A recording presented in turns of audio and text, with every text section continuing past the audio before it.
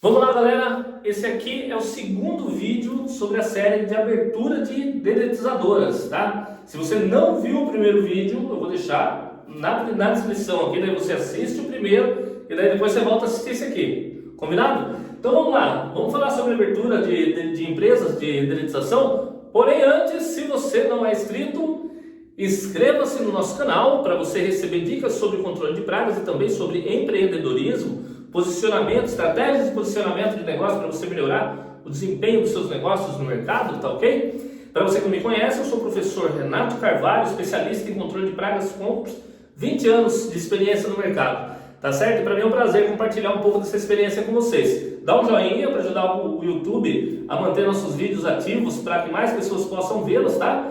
E bora lá, vamos, sem churumelas, vamos conversar. Então é o seguinte, no vídeo anterior nós falamos um pouco sobre os primeiros passos para abrir uma dedetizadora, né?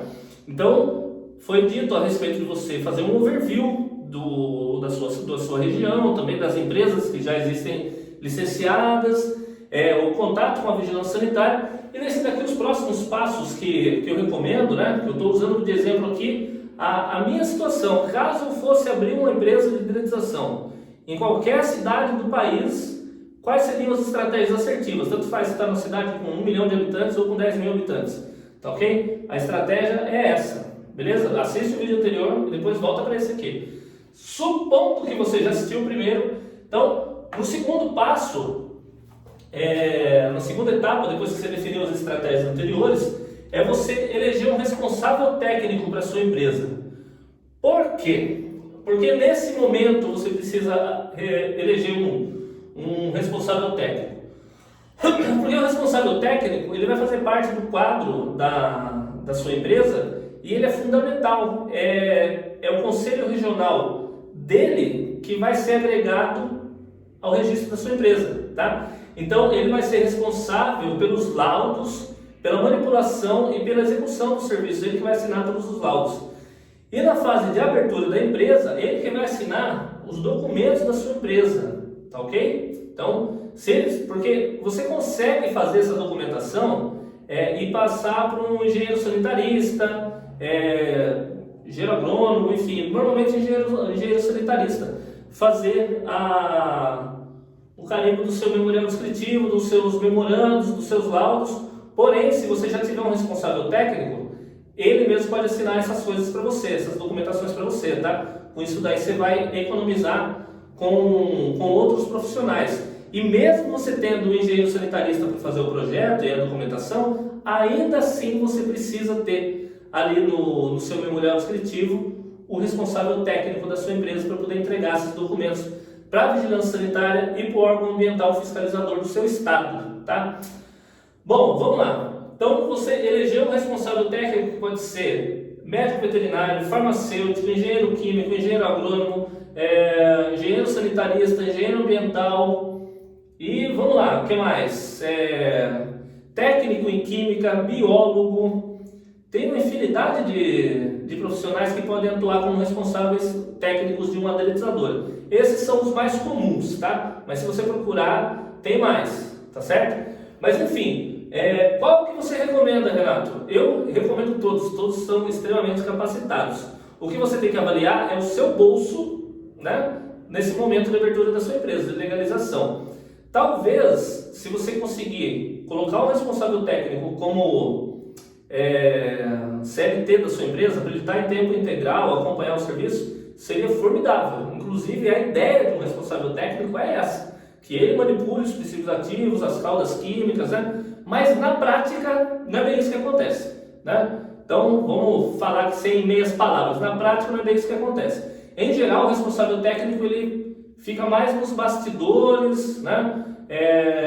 Assina as documentações, ele fiscaliza ali os produtos que estão sendo adquiridos e alguns procedimentos na empresa, né? Mas em geral só tem aquela responsabilidade ativa e atividade também na empresa quando você contrata ele CLT e ele fica em tempo integral na sua empresa. Então vai da sua estrutura, tá? Então se a sua estrutura é legal, você quer ter o respaldo de um profissional de nível superior, você vai nessa linha aí de engenheiro químico, engenheiro agrônomo, tá? Os caras são feras, biólogo. E se você está num começo assim de carreira, que você não está com muita bala na agulha, normalmente quem cobra mais em conta para ser responsável técnico de uma dedetizadora é o técnico em química, tá? Esses são os profissionais que cobram mais barato. Depois, à medida que você for desempenhando, você vai afinando essa questão do quadro de funcionários, tá bom? Mas enfim, você precisa ter um responsável técnico, tá?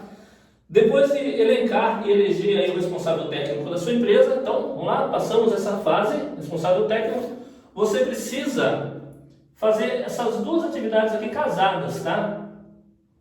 Que é o memorial descritivo junto com a configuração física da sua empresa. Bom, vamos lá. Na prática, o que é isso aqui? O memorial descritivo é um documento que é um memorando, onde vai estar descrito ali a estrutura física, a disposição dos cômodos, a disposição e informação técnica de cada atividade, de cada cômodo, né? Tipo almoxarifado, laboratório, recepção, corredor, ventilação, exaustor 1, exaustor 2, bacia, chuveiro de emergência, torneira de emergência para os olhos, entendeu? Isso tem que estar tudo detalhado no memorial descritivo. Por isso que eu falei que esses dois aqui jogam juntos. Para você fazer um memorial descritivo, você já tem que ter configurado a estrutura física da sua empresa.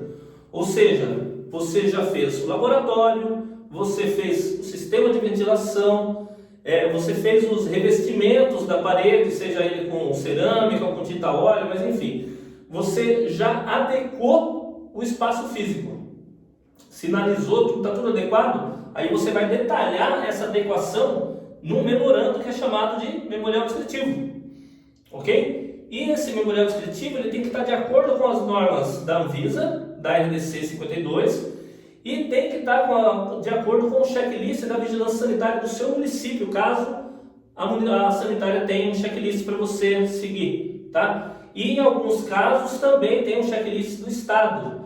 Por exemplo, onde é bem comum ter essa diretriz assim, denotando, é no Rio de Janeiro, que é o INEA que pede para fazer. Então, você tem que ter um registro do INEA se você está vendo esse vídeo no estado do Rio de Janeiro. Por exemplo, aqui em São Paulo é o SEVES, no estado de Alagoas é o IMA, né? No Paraná é a IAP e assim por diante, tá ok? Mas enfim, você tem que estar com esse documento muito afinado, com a descrição da sua estrutura física, com a configuração, também com os registros, CNPJ, data de abertura, cópias da sua inscrição municipal, do seu cartão do CNPJ, os dados do seu responsável técnico, o contrato tem que estar agregado junto com o memorial descritivo, você tem que ter feito já o registro da sua empresa no Conselho Regional desse responsável técnico, tá? Então essas coisas têm que estar tudo alinhado. Eu falando aqui parece que é muita coisa, mas na prática é fácil, tá? É difícil quando você não sabe fazer, mas quando você sabe, eu perdi a conta de quantas dedetizadoras eu abri no Brasil. Olha só, foram dezenas e dezenas que eu prestei consultoria, prestei mentoria para abertura. Então, depois que você vai fazendo tantas vezes, se torna fácil. Tanto que essas documentações, quem é aluno nosso, eu já forneço ela toda no formato editável. A pessoa vai lá, só põe as datas, CNPJ, tamanho, estrutura, e já tem mastigadinho para entregar para a vigilância sanitária.